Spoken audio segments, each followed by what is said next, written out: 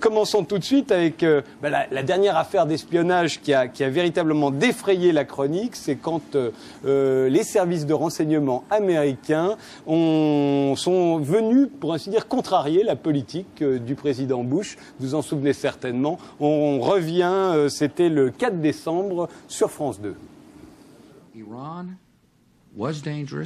L'Iran était dangereux, est dangereux et sera demain toujours dangereux.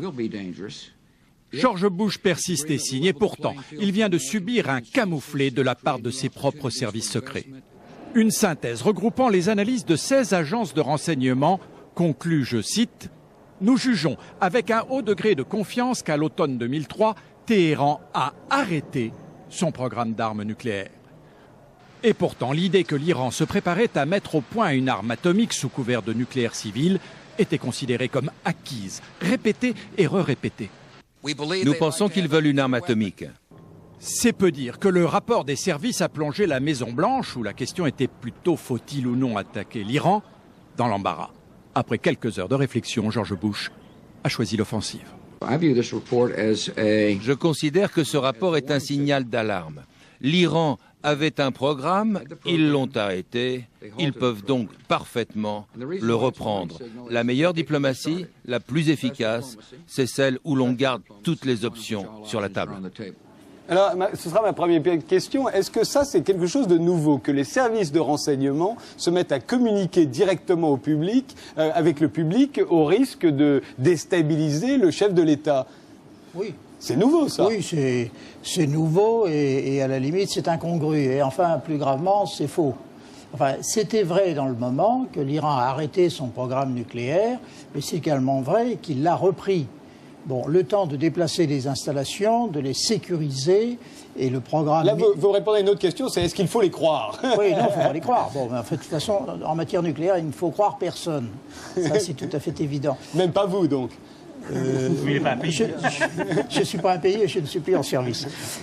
Mais indiscutablement, l'information était vraie. Mais il est absolument ahurissant que la CIA ait communiqué en direct cette information au grand public. Et pas seulement la CIA, hein, tous les services de renseignement américains. Alors justement, est-ce que là aussi, est-ce que c'est pour nous manipuler? Est-ce que c'est pour faire concurrence au pouvoir politique? Comment expliquez-vous cela? Je pense qu'on peut le comprendre quand même dans le contexte américain, cette affaire-là. Il faut savoir quand même, il faut revenir, pour comprendre pourquoi ils font ça aujourd'hui, il faut revenir à l'affaire irakienne. Bien sûr. Bon, donc, vous savez que dans l'affaire irakienne, l'intervention américaine était justifiée par la possession par Saddam Hussein d'armes de destruction massive. Bon, et on a dit que c'était la CIA qui avait donné tout ça. Or, on sait aujourd'hui que c'est pas tout à fait vrai, que les dossiers étaient gonflés, enfin, toutes choses-là, qui fait qu'aujourd'hui... Gonflés par le pouvoir politique? Par le pouvoir politique qui avait effectivement une décision à prendre de vouloir évidemment envahir l'Irak, pour des raisons qu'on va pas expliquer ici ce soir. C'est pas le sujet. Donc, c'est pas le sujet. Bref, aujourd'hui, la CIA n'a pas du tout envie, mais pas du tout envie de se retrouver dans le même cas de figure dans l'affaire iranienne, puisque vous savez qu'on pense effectivement que George Bush, maintenant il le fera pas parce qu'il est en fin de parcours et en fin de mandat, je veux dire, donc il va pas s'engager dans une guerre, mais c'est vrai qu'on a pensé à un moment donné qu'après l'Irak, la prochaine étape, c'était l'Iran. Donc la CIA n'avait aucune envie de servir de caution dans cette affaire. C'est pour ça qu'ils lui ont coupé l'arbre sous le pied. C'est votre avis également? Oui, il faudrait quand même préciser ce que c'est que la CIA aux États-Unis par rapport à nos services de renseignement en France. C'est une institution qui a rang de ministère, on peut dire, de super ministère, qui a toujours joué un rôle important sur le plan politique et stratégique, hein, par rapport aux différentes administrations américaines. Donc son directeur à rang de ministre, c'est quelqu'un d'influent qui participe à toutes sortes de réunions. C'est pas, si vous voulez, l'équivalent de nos responsables, sans vouloir vous froisser, M. Bonnet, les responsables de nos services secrets français qui sont quand même beaucoup plus effacés par rapport à la hiérarchie politique. Qui communique moins aussi. Il faut dire que les services français ne communiquent pas du tout. Quand un service se met à communiquer, il faut en général de façon indirecte et oblique, mais pas de façon directe et provocatrice comme l'ont fait les services américains dans l'affaire. Vous voulez dire que quand ils communiquent, on ne sait pas qu'ils sont en train de communiquer? Tout le monde ne le sait pas, en tout cas. La dernière fois que c'est arrivé, à votre avis? Tout le temps, à mon avis. Mais je pense que ce qu'il y a de nouveau dans l'affaire américaine que vous évoquez, c'est le défi, l'acte de défi public, donc pas seulement de la CIA, mais de la communauté du renseignement tout entière, puisque ce sont une vingtaine de services de renseignement ensemble qui ont pondu ce rapport. Je crois qu'il y a Finissez votre phrase, Jean-Paul Cruz. Non, je veux bien être interrompu, ça ne me dérange pas. Non, je crois qu'il y a simplement une question de crédibilité des services qui se posait à un moment donné. Le problème aux États-Unis, ce n'est pas tant que les services soient très importants, que la CIA soit un super ministère ou quoi. Ce qui est important, c'est que les présidents, ils changent très vite. 4 ans, 8 ans, et puis ils s'en vont. Et c'est une nouvelle administration qui vient, avec de nouveaux dirigeants. Il y a le changement total de la haute fonction publique. Mais les fonctionnaires de terrain, eux, ils restent. Et eux, c'est eux qui font les rapports. C'est eux qui jouent leur crédibilité pour la suite. Donc il faut qu'à un moment, surtout au moment où la campagne électorale commence, ils fassent sentir qu'ils sont libres. Bien entendu aux ordres du pouvoir, mais libres par rapport à l'État. Enfin, ils sont libres, mais le patron de la CIA est tout de même un personnage qui est très obéi et très respecté au sein de son administration. Celui qui est là aujourd'hui ou toujours? Non, toujours. C'est un personnage puissant. Il faut dire aussi que la CIA a besoin d'argent. C'est une très grosse. Bon, je ne vais pas dire combien il y a d'effectifs, mais c'est des dizaines de milliers de personnes. Ils ont de gros besoins budgétaires. Et la CIA est obligée constamment de faire du lobbying au Congrès américain. Il y a des gens à la CIA qui ne quittent pas les couloirs du Congrès pour ramasser des sous. Vous imaginez les couloirs de l'Assemblée nationale truffés de gens de la DST ou de la DGSE?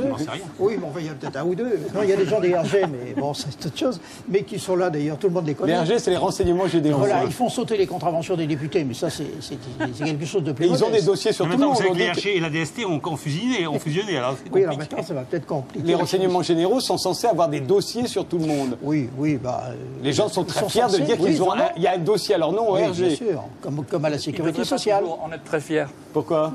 Parce que ce qu'il y a dans les dossiers n'est pas la face la plus lumineuse en général de leur personnalité. C'est vrai. Et donc ils disent qu'ils en sont très fiers tant que personne ne sait ce qu'il y a dans le dossier.